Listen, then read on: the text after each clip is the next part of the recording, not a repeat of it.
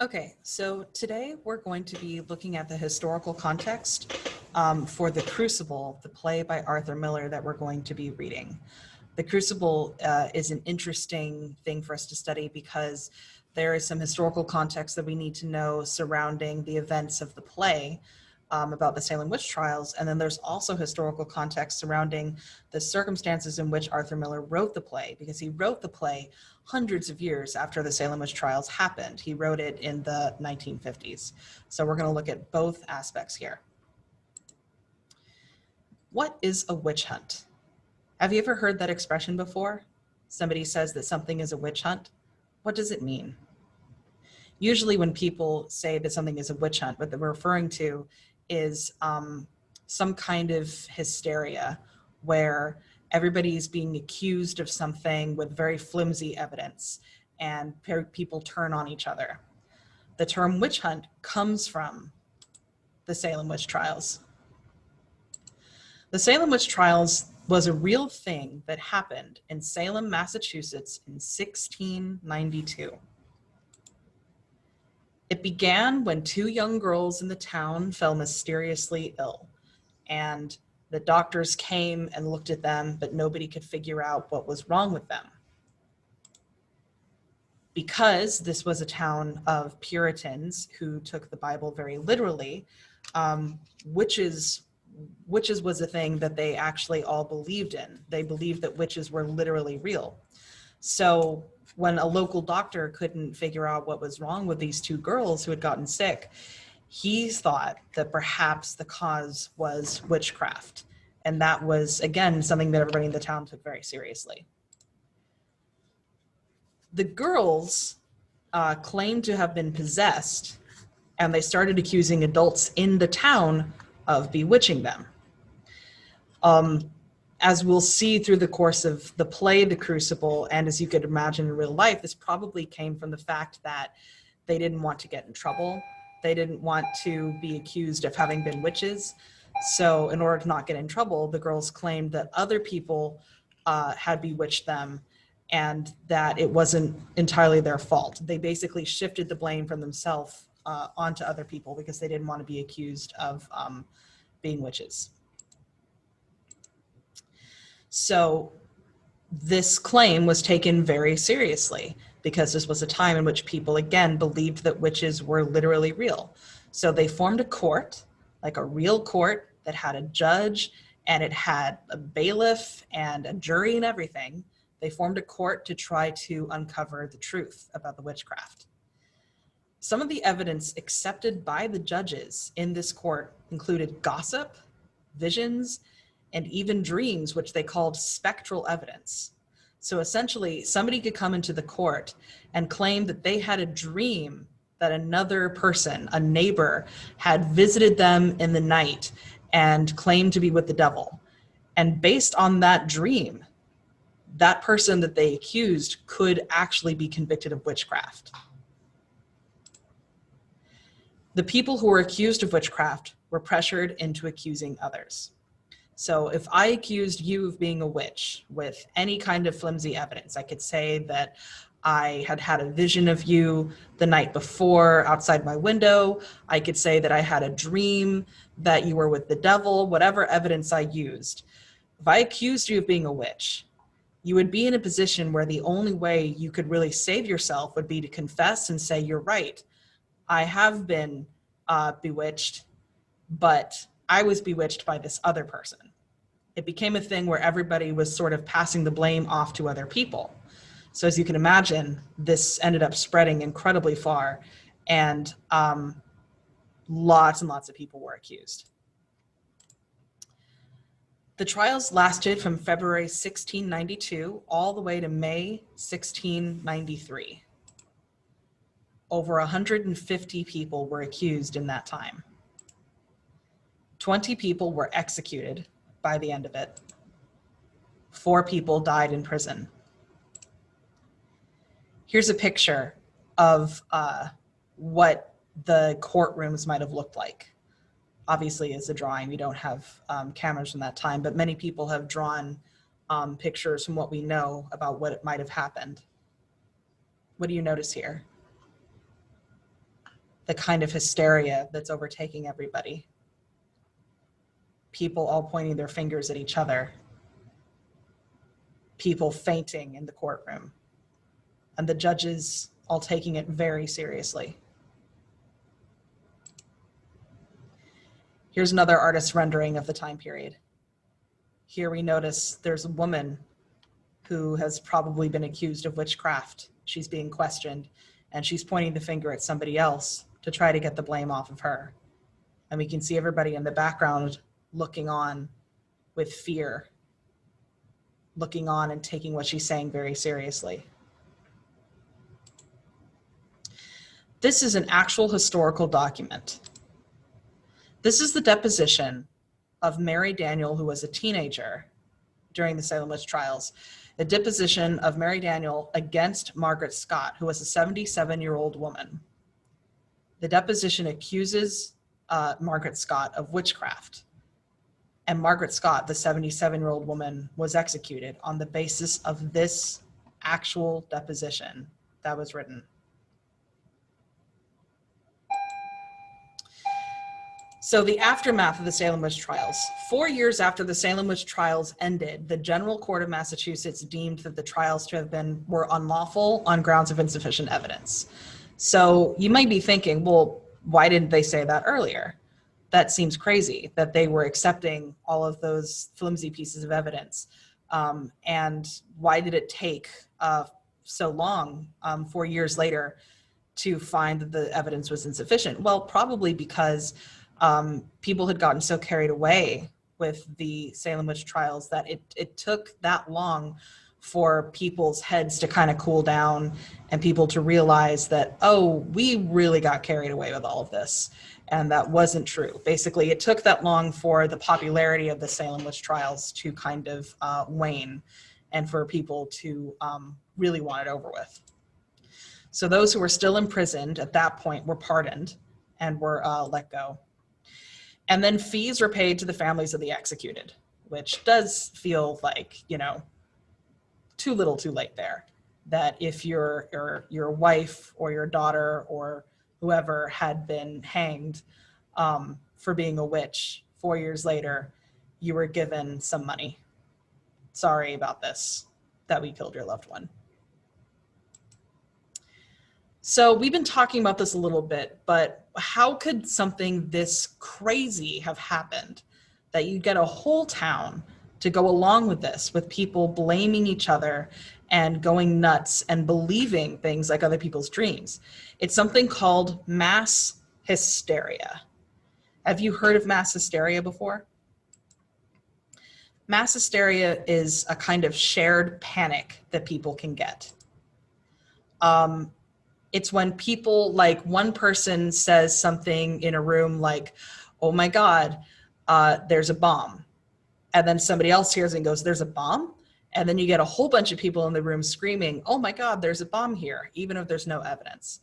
Mass hysteria can also happen with regard to things like illnesses, where one person thinks they're getting sick and then another person thinks they're getting sick. And it can cause people to share imagined symptoms, where everybody believes that they're experiencing the same thing, even if in reality they're not. It's very much in their head, but it feels incredibly real. And mass hysteria tends to spread very, very quickly. That once one person panics and then another person panics, then you get a whole bunch of people panicking. And then just the fact of the panic itself makes it spread even further. Now let's jump ahead in time, many, many years, to the guy who wrote the play, Arthur Miller. Arthur Miller was born in 1915 and he died in 2005. He was raised in New York. He lived through the Great Depression. He went to college. He was a very acclaimed playwright. You may have heard of his one of his most famous plays, Death of a Salesman. It won the Pulitzer Prize in 1949 and made him a star. Little interesting fact about Arthur Miller is that at one point in time, he was married to Marilyn Monroe. So why did Arthur Miller write The Crucible? Why did this guy who lived hundreds of years after the Salem witch trials decide to write about it? Well, because he experienced something sort of similar to what happened with the Salem witch trials, particularly with the mass hysteria aspect. He wrote The Crucible because of something called the Red Scare. During the Red Scare of the 1950s, he and many of his friends in the entertainment industry were accused of being communists. They were forced to testify before Congress, and they were pressured to accuse others. So already some similarities there between people in the 1950s and the people in the 1600s of the Salem witch trials. So what is the Red Scare? It was a period in time during the Cold War. The Cold War was essentially tension between the US and the Soviet Union. It started after World War II and lasted quite a long time. It's called a Cold War because the two countries never actually outright attacked each other. We were attacking each other through subtler ways. We would attack other countries that we were allied with. And a lot of what was going on during the Cold War was sort of fought in terms of culture. We were trying to win over each other's people, essentially. So we were trying to convince people in the Soviet Union that democracy and capitalism were great. And then people in the Soviet Union were trying to convince people in America that communism was the right way to go. And overlooming all of it was the very real fear that the Cold War might actually turn at any point into an all-out actual war between the Soviet Union and the United States. So it was a very tense time, and it caused a lot of fear of communism in the United States. So at this time period, being accused of being a communist was like as bad as being accused of being a witch in the Salem witch trials. US officials were very afraid of Soviet spies infiltrating the US, which you could imagine would breed a lot of the paranoia that you would need to create things like mass hysteria, because people were afraid that we had Soviet spies who were communists just walking amongst people in the United States. Communists were called Reds because of their allegiance to the red Soviet flags. That's why this time period was called the Red Scare. It was literally being afraid of communists. Something else that was going on at this time period is something called McCarthyism, which was named for a real guy named Senator Joe McCarthy. Joe McCarthy claimed with no evidence that 205 communists had infiltrated the State Department. So you imagine that in a time when everybody in the country is terrified of communists, people are afraid that there are communists from the Soviet Union walking amongst us in the United States. This senator adds fuel to the fire by getting up and saying out loud, there are 205 communists who are in the State Department right now. And it caused that kind of mass hysteria we were talking about before. It led to widespread paranoia with people being afraid that they couldn't trust each other. Anybody who was accused of communist activity were often blacklisted, which means they would lose their jobs, weren't able to find work. So in the same way where in the Salem witch trials, if somebody was accused of being a witch, then everybody else would just assume it was true about them. The same thing was happening in the 1950s, where somebody would be accused of being a communist and most of the people just assume it was true. And if they assumed that if people did assume you were a communist, then you would lose your job, you wouldn't find work. It was like you were put on this, what they call a blacklist somewhere, where, oh, we can't hire that person. That person was accused of being a communist. And whether or not it was true, it was very much a situation where it was like guilty until proven innocent. This led to the formation of something called the House Un-American Activities Committee. People accused of being communists were subpoenaed and brought before this committee to testify. Suspected communists were pressured to name names to accuse others of being communists. You remember those pictures that we saw of the Salem witch trials where people were pointing their fingers at each other to save themselves. That same thing was happening in America in this time period. So here's a photograph from one of those committee hearings where we have a person here who has been accused of being a communist. And here we have a person up here pointing their finger and accusing them. It's not unlike the pictures we saw before of the Salem witch trials. Here's another picture. The group of senators listening in.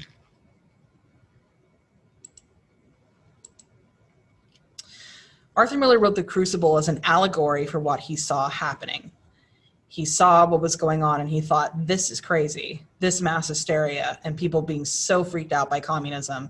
This is just like the Salem witch trials. So that's why he wrote the play, as a bit of a protest against what he saw happening in the country.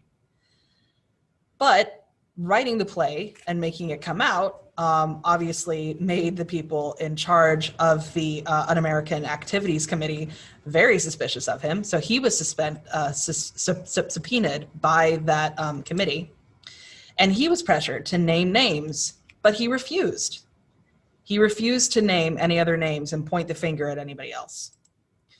As a result of that, Arthur Miller was found in contempt of Congress, blacklisted, and he was denied a passport. The aftermath of the Red Scare and McCarthyism, well, eventually, just like with the Salem witch trials, eventually the hysteria kind of calmed down. People realized they'd gotten carried away, and then the thing lost a lot of its popularity. So eventually Senator McCarthy was censured by Congress for his conduct. Being censured by Congress means that it's sort of getting in trouble. You don't lose your job or anything. It's not the same thing as an impeachment, but it essentially means that there's a formal declaration that comes out that everybody has to vote on that says, we formally think this person was a jerk, basically. It's like a formal reprimand that everybody agrees on in the Senate. It's not a good thing to be censured. And then Arthur Miller's contempt citation was eventually overturned. So what is a crucible? The title of this play. Why did he call it that? A crucible has two meanings. The first meaning is a ceramic or metal container in which metals or other substances may be melted or subjected to very high temperatures, usually done to purify the metal. So what does that have to do with what we were just talking about? Well, maybe it has to do with the idea of people being subjected to very high pressure. The idea that somebody would be put in a little bit of a pressure cooker. It could be about how the whole town, how many people are put under pressure and the heat is turned up on them, so to speak, in order to get at the truth, which you could say is maybe like purifying the metal. The other meaning of a crucible is a severe test. Why do you think Arthur Miller titled his play The Crucible?